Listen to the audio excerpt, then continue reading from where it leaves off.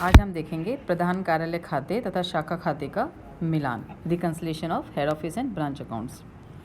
Head office और branch के बीच में जो भी व्यवहार दर्ज किए जाते हैं उसके लिए प्रधान कार्यालय हेड ऑफिस अपनी पुस्तकों में ब्रांच का अकाउंट खोलता है और ब्रांच अपनी पुस्तकों में हेड ऑफिस का खाता खोलता है। जब वर्ष के अंत में शाखा अपनी सारी सूचना अपना तलपट बना के हेड ऑफिस को भेजती है तो हेड ऑफिस अपने बैलेंस को, जो हेड ऑफिस के खातों में ब्रांच का जो शेष है और ब्रांच के जो भेजा गया है हेड ऑफिस के शेष को आपस में मिलाता है। वैसे तो ये शेष आपस में मिल जाना चाहिए, पर कभी कभी ऐसा होता है कि इन दोनों खातों के शेषों में अंतर पाया जाता है।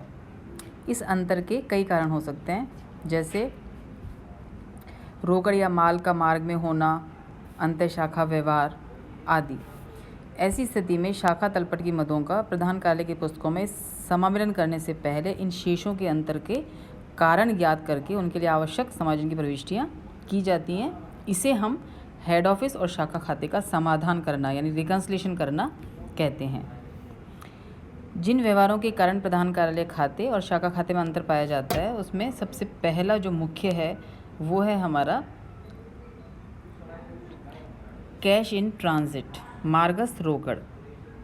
कभी कभी शाखा प्रधान कार्यालय को अथवा प्रधान कार्यालय ने हेड ऑफिस शाखा को जब माल भेजता है, कैश भेजता है, तो दूसरे पक्ष को वर्ष की समाप्ति होने की अंतिम तिथि तक वो प्राप्त नहीं होता। जैसे ब्रांच ने कोई पैसा भेजा हेड ऑफिस के पास जो वर्ष के अंतिम दिन तक नहीं पहुंचा, या हेड ऑफिस ने कोई कैश जारी किया था ब्रांच के लिए जो वर्ष के अंत तक उसके पास नहीं पहुंचा, तो ऐसी राशि की वजह से दोनों के बैलेंस में अंतर आ जाता है। ये जो राशि है ये हमारी कैश इन ट्रांजिट और रेमिटेंस इन ट्रांजिट कहलाती है। इस संबंध में ये ध्यान रखना आवश्यक है कि धनराशि भेजने वाला पक्ष अपनी पुस्तकों में उसी दिन लेखा कर लेता है जिस दिन उसने भेजा है, लेकिन दूसरे पक्ष को चूँकि पैसा नहीं मिला है तो वो उसकी एंट्री नहीं कर पाता है। तो इस स्थिति में जब कैश इन ट्रांजिट हो, चाहे किसी भी स्थिति में हो, उस स्थिति में हमारी जो एंट्री है वो बनेगी हमारी cash in transit account debit to bank account. चाहे हेड ऑफिस ने ब्रांच को भेजा हो, मार्ग में हो, या ब्रांच ने भेजा हो, दोनों ही स्थितियों में हमारी एंट्री बनेगी cash in transit account debit to branch account. दूसरा जो कारण है हमारा वो है गुड्स इन ट्रांजिट, मार्गस्थ माल। कभी कभी हेड ऑफिस ने शाखा को कोई माल भेजा हो जो शाखा को वर्ष के अंतिम दिन तक नहीं मिला हो, या फिर शाखा ने कोई माल वापस लौटाया हो हेड ऑफिस को जो वर्ष के अंतिम दिन तक हेड ऑफिस के पास नहीं पहुंच पाया हो। तो इस स्थिति में भी दोनों के बैलेंस में अंतर आ जाता है। ये अंतर हमारा गुड्स इन ट्रांजिट यानी मार्गस्थ माल कहलाता है। इस के एडजस्टमेंट के रिकन्सिलिएशन के लिए भी हमारी एंट्री वही बनेगी, goods in transit account debit to branch account. चाहे हेड ऑफिस ने ब्रांच को भेजा हो, चाहे ब्रांच ने लौटाया हो, दोनों ही स्थितियों में हेड ऑफिस जो एंट्री करेगा अपने एडजस्टमेंट की, रिकन्सिलिएशन की, वो एंट्री हमारी बनेगी goods in transit account debit to branch account. ये दोनों ही एंट्री यानी कैश इन ट्रांजिट और गुड्स इन ट्रांजिट दोनों को ही हम अगले वर्ष के प्रारंभ में इसकी विपरीत प्रविष्टि करके इसे हम क्लोज कर देंगे। क्योंकि इस वर्ष हमें माल नहीं मिला है तो हमने बैलेंस को मिलाने के लिए एक एंट्री करी है एडजस्टमेंट की, कैश इन ट्रांजिट और goods in transit account debit to branch account. अगले वर्ष जब ये माल या कैश हमको मिल जाएगा तो उसका प्रभाव पुस्तकों से हटाने के लिए हम इसकी रिवर्स एंट्री कर देंगे, यानी branch account debit to goods in transit और कैश इन ट्रांजिट अकाउंट। ये एंट्री हमारी अगले वर्ष के प्रारंभ में की जाएगी इसका प्रभाव पुस्तकों से हटाने के लिए।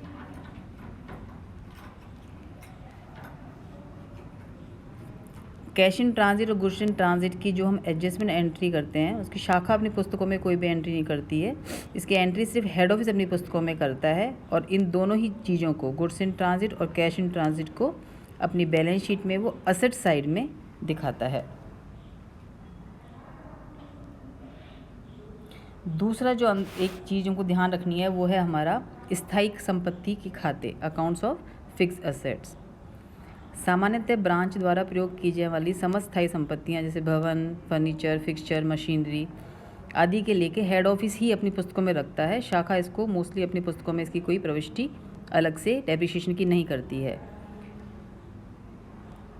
शाखा ने चाहे कैसे भी रखी हो, हमेशा एंट्री इसकी हेड ऑफिस ही करता है। लेकिन कभी कभी शाखा तलपट की संपत्तियों से संबंधित खातों का कोई एंट्री करना चाहती है, समायोजन करना चाहती है, तो एंट्री करे। तो यदि स्थायी संपत्ति शाखा रखती है तो उसके लिए हमारी एंट्री इस प्रकार बनेगी। जब शाखा द्वारा अपनी ही पुस्तकों में मूल्यह्रास के संबंध में प्रविष्टि की जाती है तो शाखा अपनी पुस्तकों में एंट्री करती है depreciation account debit to head office account. यानी चूंकि वो खुद अपने आप पुस्तक मेंटेन नहीं कर रही है, पुस्तक हेड ऑफिस ही मेंटेन कर रहा है, इस स्थिति में यदि डेप्रिसिएशन की एंट्री करती है तो वह हेड ऑफिस के नाम से ही चार्ज करेगी। तो हमारी एंट्री बन जाएगी depreciation account debit to head office account.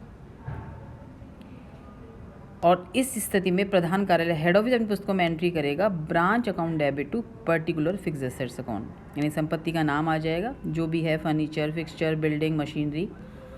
तो शाखा एंट्री करेगी depreciation account debit to head office और हेड ऑफिस एंट्री करेगा branch account debit to fix assets. जब दोनों खातों का समावलन किया जाएगा तो हेड ऑफिस से ब्रांच कैंसिल हो जाएगा।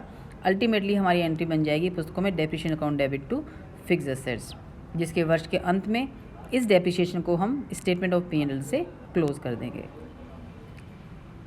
दूसरी स्थिति, जब शाखा अपनी पुस्तकों में मूल्यह्रास संबंध में कोई प्रविष्टि नहीं करती है, यानी ब्रांच अपनी पुस्तकों में कोई शो नहीं करती है, हेड ऑफिस ही शो करता है, तो उस स्थिति में हेड ऑफिस अपनी पुस्तकों में एंट्री करेगा branch depreciation account debit to branch particular fix assets account और इसको वो क्लोज कर देगा, वैसे ही जैसे फर्स्ट एंट्री में क्लोज किया था, branch P&L account debit to branch depreciation account. तो ये एंट्रीज हम तब बनाते हैं जब हमें स्थायी संपत्तियों की डेप्रिसिएशन संबंध में कोई प्रविष्टि का कोई समायोजन हमें करना हो। तीसरा जो समामेलन, जो रिकन्सिलिएशन हमारा होता है, वो है अंतः शाखा व्यवहार का, इंटर ब्रांच ट्रांजैक्शन का। जब किसी संस्था की अनेक शाखाएं हो तो शाखाओं के मध्य परस्पर व्यवहार होते रहते हैं।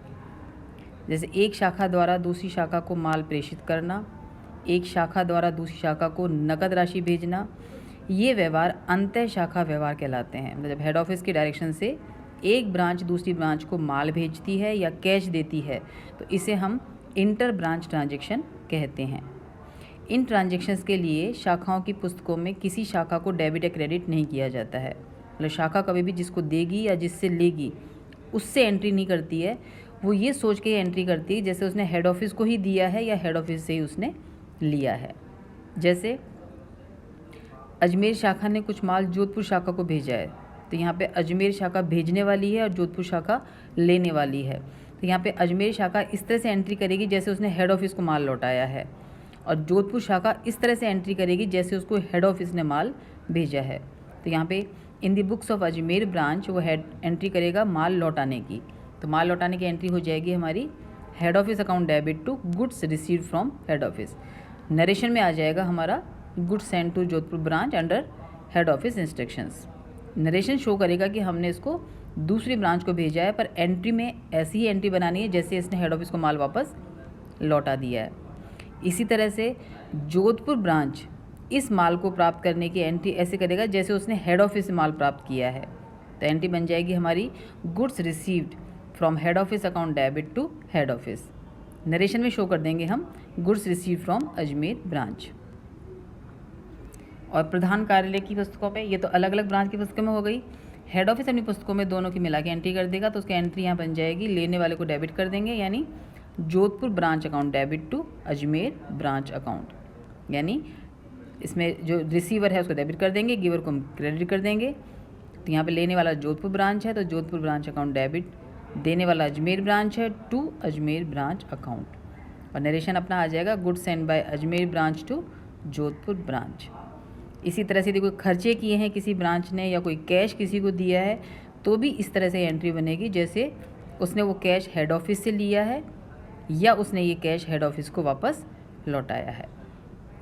तो ये हमारे रिकन्सिलेशन होते हैं, मतलब ये हमारे वो समायोजन हैं जो वर्ष के अंत में जब पुस्तकों का समावेलन किया जाता है तो उस समावेलन को जब खाते हम मिलाते हैं दोनों के ब्रांच का और हेड ऑफिस का और कोई अंतर पाया जाता है तो अंतर की मैं वापस एक बार फिर ब्रीफ कर देती हूँ। वो अंतर हमारा कैश इन ट्रांजिट हो सकता है, यानी रास्ते में कोई कैश भेजा हो और अभी तक पहुँचा नहीं हो दूसरे वाले पक्ष के पास। वो गुड्स इन ट्रांजिट हो सकता है, यानी जिसमें एक पक्ष ने माल भेजा है और दूसरे पक्ष के पास वर्ष के अंत तक नहीं पहुंचा है। वो स्थायी संपत्तियों के संबंध में रखे जाने वाले खाते हो सकते हैं कि डेप्रिसिएशन की एंट्री आपने किस तरह से रखने का क्या प्रक्रिया आपने अपनाई है, और वो हमारा इंटर ब्रांच ट्रांजैक्शन हो सकता है। तो इन सब के समाशोधन करने के बाद यानी रिकन्सिलिएशन करने के बाद ही हमारे फिर अकाउंट्स का समामेलन किया जाता है। आज के लिए